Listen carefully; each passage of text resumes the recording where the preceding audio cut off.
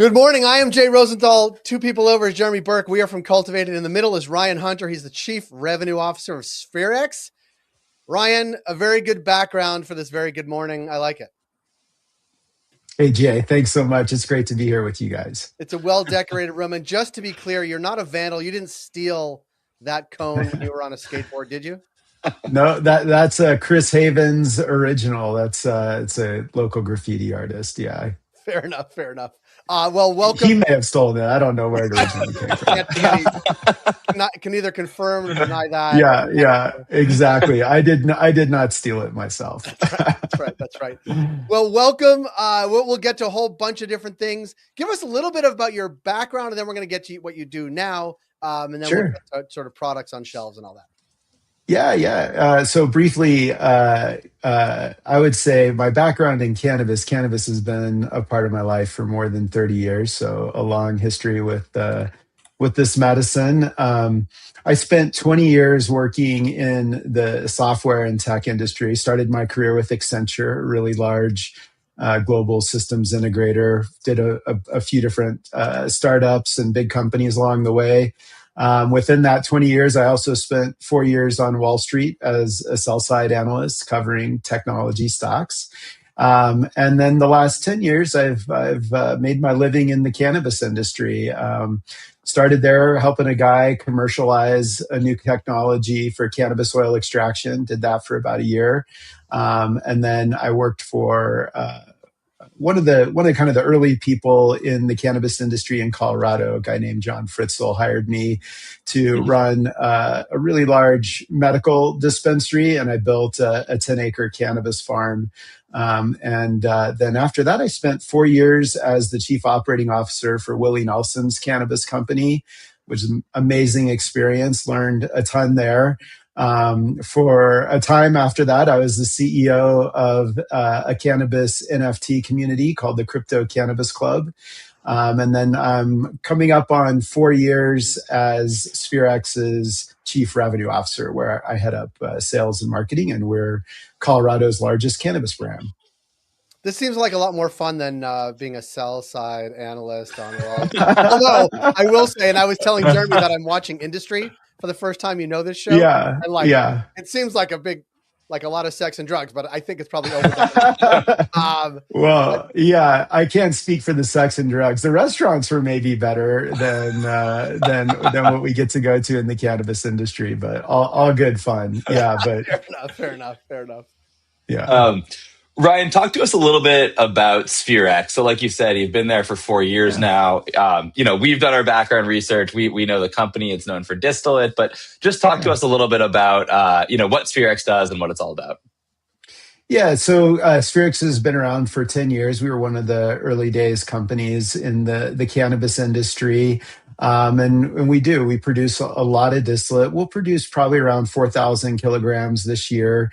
We do our own extraction. We're currently buying biomass from independent cultivators throughout the state, mostly outdoor growers. And then we have a couple of different cannabis brands. Spherex is our flagship brand, and then X Vapes is our value brand.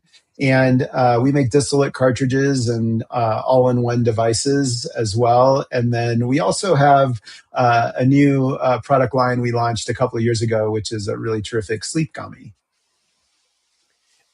And certainly during our research, sort of the extraction and purification story that you tell from Spherex has been core to the company. Talk a little bit about sort of the how and why that story has been important and is certainly sort of central today to consumers. Sure, yeah. I think it's really part of our culture, and we build from there. Our founder Niccolo Aieta is a PhD in chemical engineering and developed our extraction methods, which are state of the art. We have a lot of automation and a lot of telemetry that helps us to tune into everything that's going on, and we really manage our unit economics, and we really manage the production process on a very discrete level. We're looking at every single step in the process. Big eye on detail across the company. We look at those numbers every single week, and within someone's job role, they're looking at those numbers every day. So we're very thoughtful, very intentional about what we produce, and we want to make sure that ultimately it's what customers are expecting and that they're delighted with the products that they receive. So that goes from R&D. We spent a year developing the gummies that I mentioned earlier. We spent about a year with our hardware partner, Finished Goods, developing our 4-gram all-in-one device to make sure that out of 4 grams of distillate, that last gram tastes just as good as the first 3. So those are the kinds of things that show up in how we go about our work, and I think it's really translated into the success that we've had in the market. So yeah, right. And Spherex has been around, for a long time, 10 years. It's a long time in Colorado. It's very mature, if you can say that, cannabis market, right? How have you seen, absolutely. How have you seen the consumer change over that time? And has the market gotten more sophisticated, less sophisticated? Like, how have you seen that change and evolve and consumers adapt? Yeah, well, there's a lot to unpack there. In early days, about 40% of sales in Colorado were people who didn't live here one way or another, and 40%. so Wow. yeah, I mean that was sort Yeah. of the casual estimate, but yeah, so that's been a huge shift, right? Mhm. As Oklahoma came online and started distributing cannabis throughout the Midwest, we saw a lot of visits to Colorado drop off from the border states.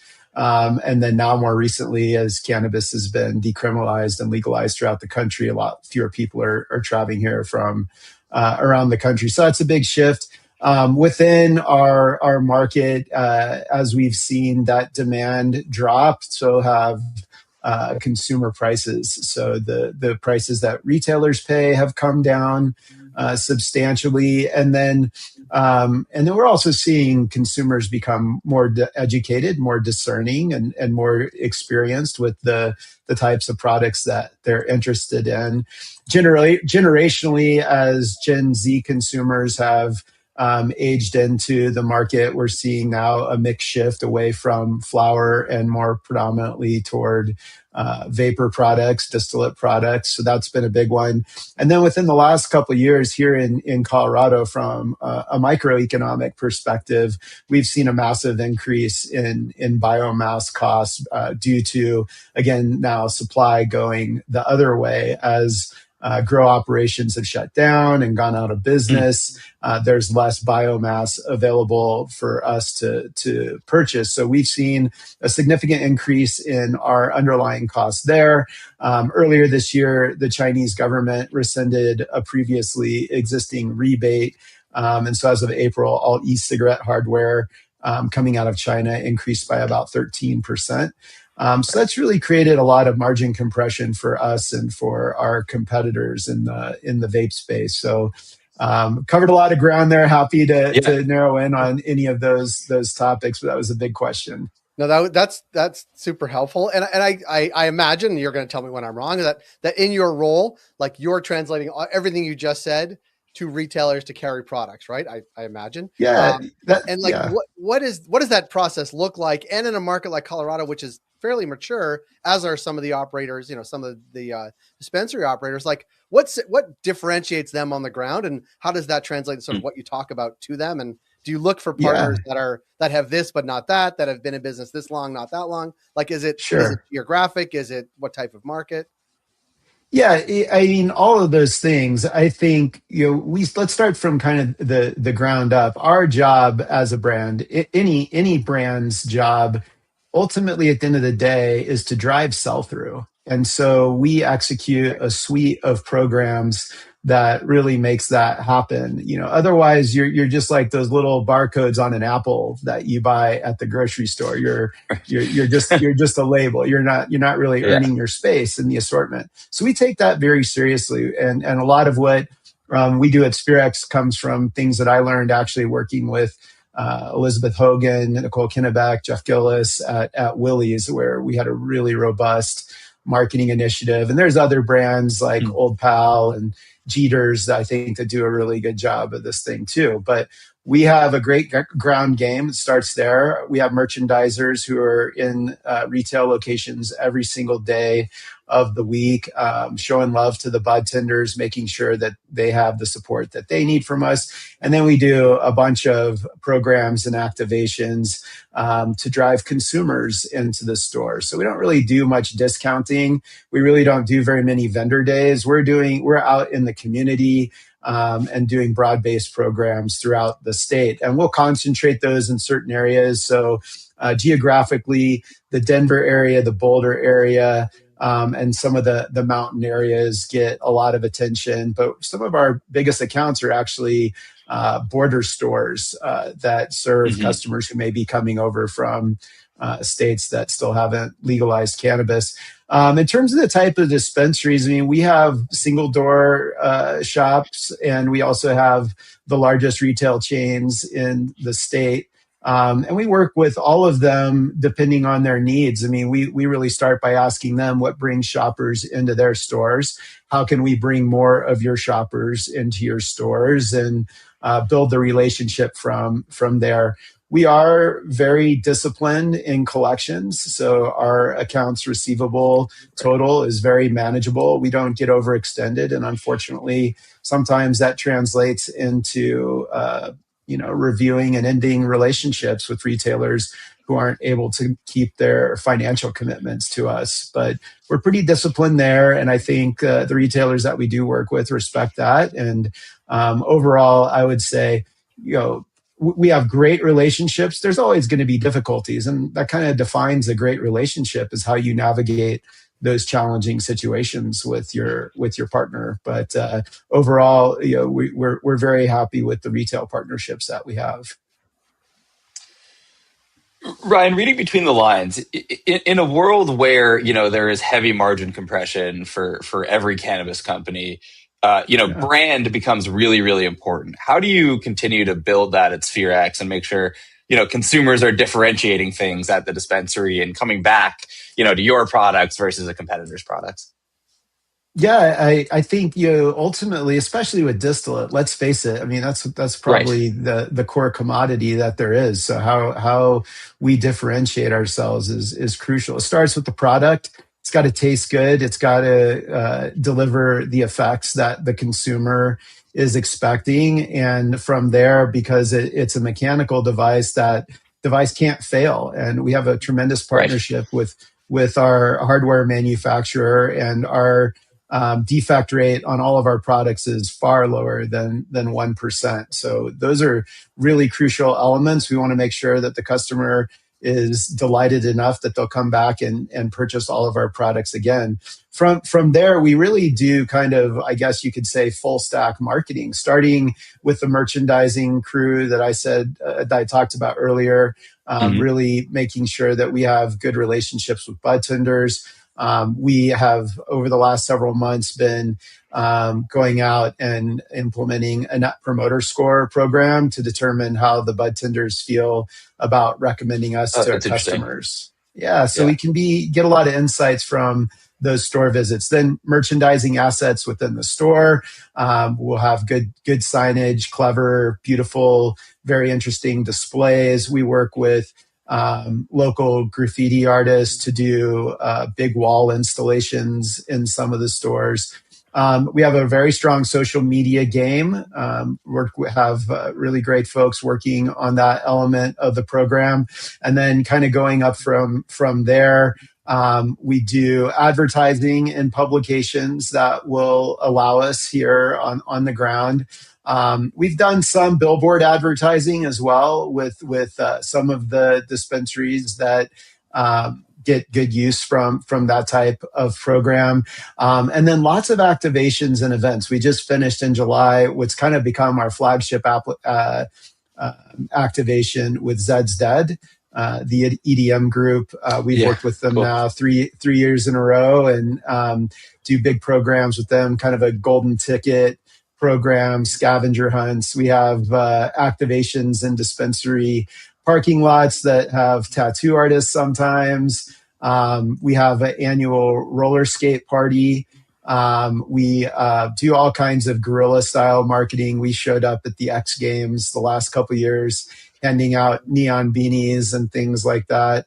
We'll activate at car shows. So we're just boots on the ground, getting in front of consumers, making sure they're aware of the brand. And then once they go into the dispensary and ask for the brand, we want to make sure that the bud tenders are happy to go along with that request. So again, very robust, covering all the bounds. And I would be remiss in not mentioning our PR agency, Grasslands, does a lot of work getting the word out for us and making sure that our name is known by people here in the state and as we go forward more broadly across the country.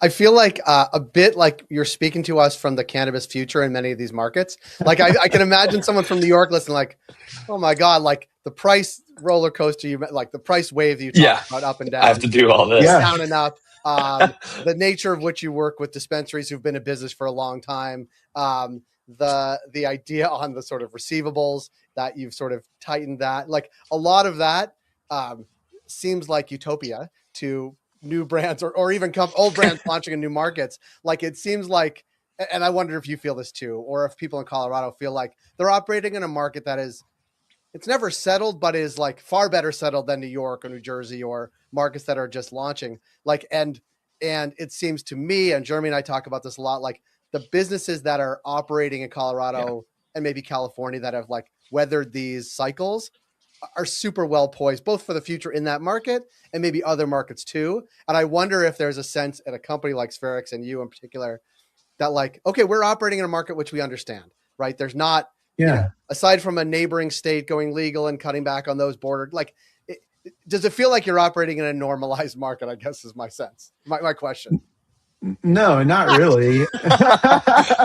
It's a fucking circus, guys. I mean, we just had we have a great relationship with Vireo, but they just came in and bought the largest chains in the state. So while we've got a really strong relationship with Vireo, it's also very disruptive. The biomass prices have increased 5-6x in the last couple of years. So it's very dynamic. I mean, but I think for those of us that, like myself, who've been at this for a long time, 10 years feels like a long time in the weed business, that's kind of why you're here, right? It's dynamic. It's never boring. It also is why you really have to have a great team. And so we're super focused on understanding every aspect of our business. There's a lot of discipline. And we run the brand like a CPG brand. And I think that's unique. I don't think there are very many other real cannabis brands. I mentioned a few that I admire, but I really have to look outside of cannabis to somebody like a Red Bull to see the type of programs that we try to run. But yeah, we run it in a very business person like way with a lot of attention to detail, a lot of eyes on working capital and the unit economics. But it's not dull. It's not that stable. There's been a lot of disruptions, and they're happening all the time. Yeah, great. People in New York are like, fuck. Yeah, it doesn't get easier. What did the Navy SEALs say? The only easy day was yesterday. That's good. That's better than, I like that. That's true. It's good. I guess it's good to know that doesn't change. It doesn't change. At least we'll see, but there is no utopia. Not so far. Yeah. So, if you're ever going to do, content marketing like Red Bull, I look forward to the Spherex helmet with the logo across it. So, I'll take one of those for next winter. say less. We'll send one to you. No worries. Yeah. No, we do quite a bit of those kinds of things. We really do. Yeah. Well, this has been great, Ryan, on behalf of Jeremy and the team at Cultivated. We appreciate the time, energy, effort, and the story too, because I think it's instructive to both get a lens of what it's like operating in a more mature market and also know that you're always going to feel there's always going to be something on the horizon that's going to upend the whole thing, which is go to your point, which is why you need a good team to take you there. Right. And that's right. Those punches. If the team is super static, it doesn't, you need the dynamism is going to be important on your team. Yeah, absolutely. We've got one of the best teams that I've worked with across my whole career. And that's really the difference. It's really a great place for us. Well, thanks so much for having me, guys. You It's got it. been a delight. I hope to come back Likewise. again. Anytime you need me, I'm here for you. Well, we'll come to you maybe February, March. We'll just show up at your Great. doorstep and Yeah, we'll I do an hear interview. Let's Colorado is go. nice, nice that time of year. And then So, Let's go ride. Let's get on the mountain. this is all an effort to plan Jeremy and I's ski season. yeah, I'm ready for it. We appreciate the time, Ryan. Thanks so much. All right, fellas. Thanks.